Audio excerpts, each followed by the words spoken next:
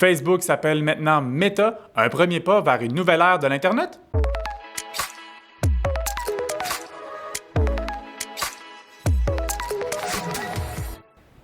C'était dans l'air depuis quelques jours déjà, alors que des rumeurs persistaient comme quoi Mark Zuckerberg avait l'intention de changer le nom de l'entité, donc de la maison mère de Facebook. Et c'est maintenant chose faite. Effectivement, lors de la conférence annuelle Connect de Facebook, Mark Zuckerberg est débarqué sur le stage et a maintenant dévoilé le nouveau nom et la nouvelle image de marque de Facebook qui s'appelle maintenant Meta.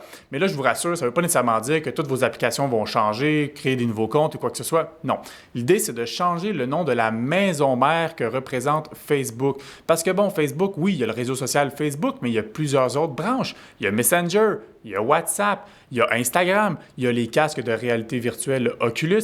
Et donc, toutes ces branches-là, maintenant, sont chapeautées par l'entité qui s'appelle maintenant Meta. C'est un changement de nom un peu comme Google l'avait fait il y a quelques années avec Alphabet, parce que bon, Google aussi, c'est pas juste un moteur de recherche. Ils ont YouTube, par exemple. Ils ont des appareils comme des téléphones intelligents comme les Pixel. Ils ont les appareils domotiques Nest. Et donc, de créer une entité maintenant pour vraiment distinguer chacun des services de l'entreprise. Mais pourquoi Mark Zuckerberg a-t-il intitulé maintenant son nouvelle entité Meta? C'est essentiellement pour mettre la table vers ce qu'il appelle le Metaverse. Et non, on n'est pas dans l'univers de Marvel. Qu'est-ce que c'est que le Metaverse? Essentiellement, c'est une contraction des deux mots méta et univers. Et l'idée, c'est de créer carrément un monde virtuel en parallèle du monde réel. Qu'est-ce que ça veut dire?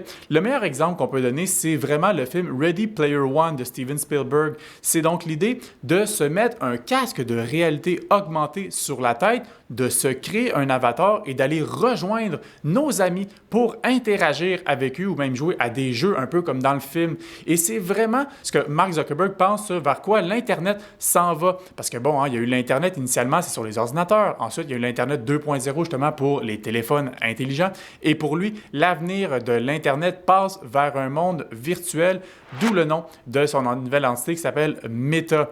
Et donc, comme je le disais, c'est vraiment un premier pas peut-être vers une nouvelle ère de l'Internet. Si jamais vous voulez en apprendre plus, vous pouvez retrouver les détails plus bas dans la chronique.